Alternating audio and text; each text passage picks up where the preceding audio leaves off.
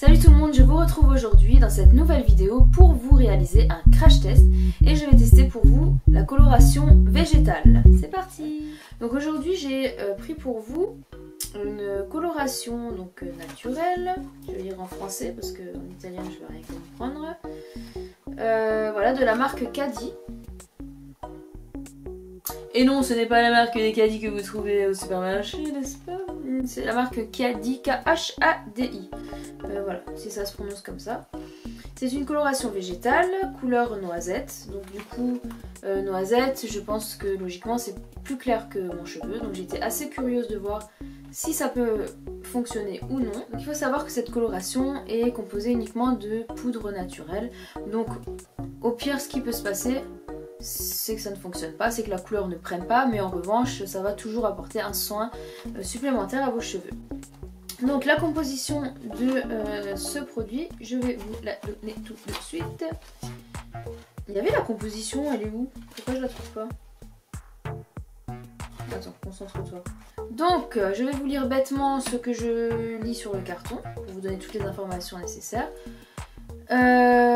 Donc c'est une coloration donc alternative naturelle aux colorations chimiques. La coloration végétale contient 100% d'ingrédients naturels et de plantes ayurvédiques. Vous pouvez créer votre propre nuance grâce aux colorations Cadi. Nos colorations sont tenaces.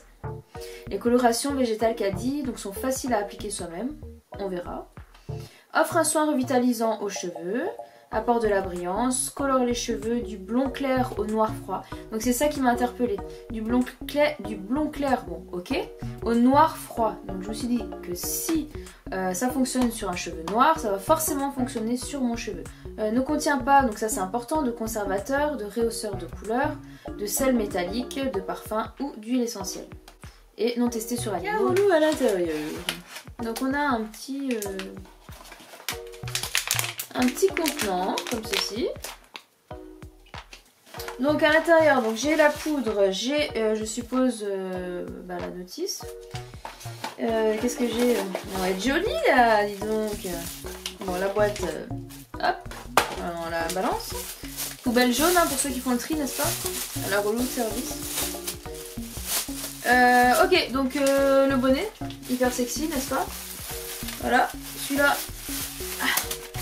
Voilà. Magnifique. Oh, alors, on va lire la notice. Le bonnet, je le garde pour après. Donc, que dois-je faire? Français, s'il vous plaît? Français? Où est le français? Que coup. Conseil d'utilisation pour les teintures aux plantes pour cheveux Cadi. Alors il y a plusieurs pages donc je vais peut-être pas tout vous lire parce que ça va être vraiment ennuyant pour ne pas dire autre chose. Donc qu'est-ce qu'ils disent? Colorer, hein. Application, une bassine de contenant suffisant, de l'eau chaude à 50 degrés ou du thé noir. Du thé noir. Du thé noir. Ah bon. Bon, petite pause, autant que je lise la notice parce que ça va être trop long pour vous, je vais vous faire un résumé. Bon, du coup, je viens de lire la notice qui est assez longue, donc voilà. Donc, il faut mélanger la poudre avec une eau à 50 degrés. Donc, je vais essayer de relever la température de l'eau, mais ça va être compliqué sans un thermomètre adéquat. Mais on verra. Toujours se protéger donc les mains.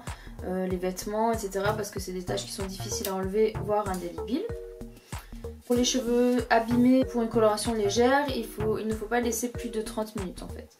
Et après, si vous avez un autre type de cheveux, vous pouvez laisser jusqu'à 2 heures. Donc ce que je vous propose, c'est que je vais faire le petit mélange et je vais revenir et on va appliquer tout ça sur la tête. C'est parti pour la coloration. Alors j'ai embarqué la caméra et en fait, voilà ce que j'ai fait. C'est que j'ai pris le petit thermomètre de mon fils pour la baignoire. Et en fait justement j'ai de la chance, il s'arrête à 50 degrés et l'eau la plus chaude qui coule dans le bas en fait s'arrête à 50 degrés. Donc c'est ce qui s'appelle avoir du bol, voilà. Donc j'enlève mon sachet. Donc voilà ma poudre. Je vais la mettre dans un bol.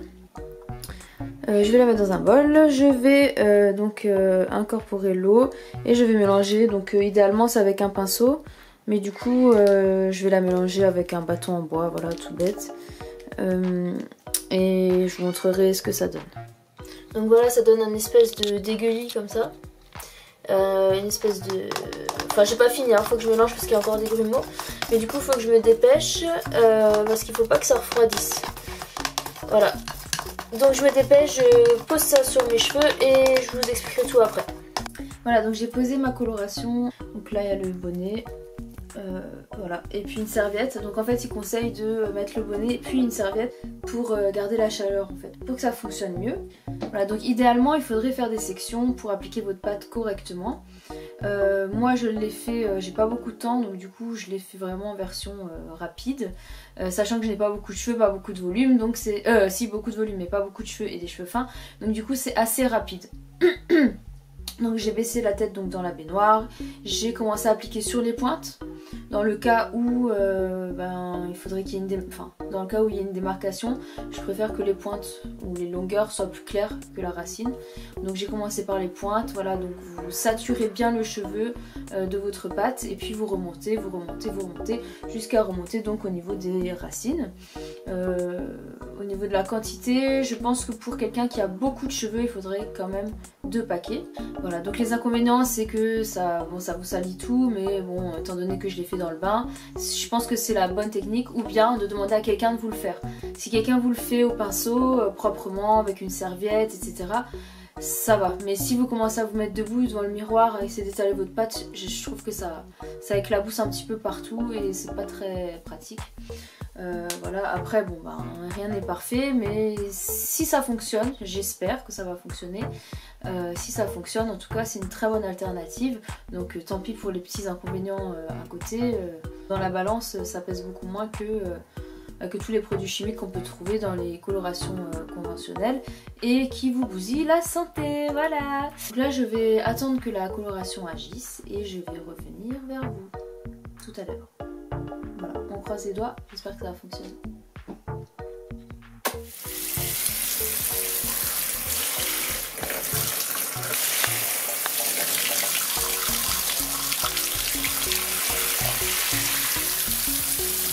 Alors je reviens pour mes premières impressions. Donc là je viens de rincer mes cheveux. Donc là tout de suite ils ont l'air au toucher, hein, ils ont l'air un peu plus épais et ils sont assez doux. Sachant que j'ai un cheveu qui est très abîmé en ce moment et sec. Donc du coup je peux quand même bien voir la différence au niveau du toucher. Je sais pas si... Voilà. Mais bon là du coup bon bah vous super, c'est bien. Alors...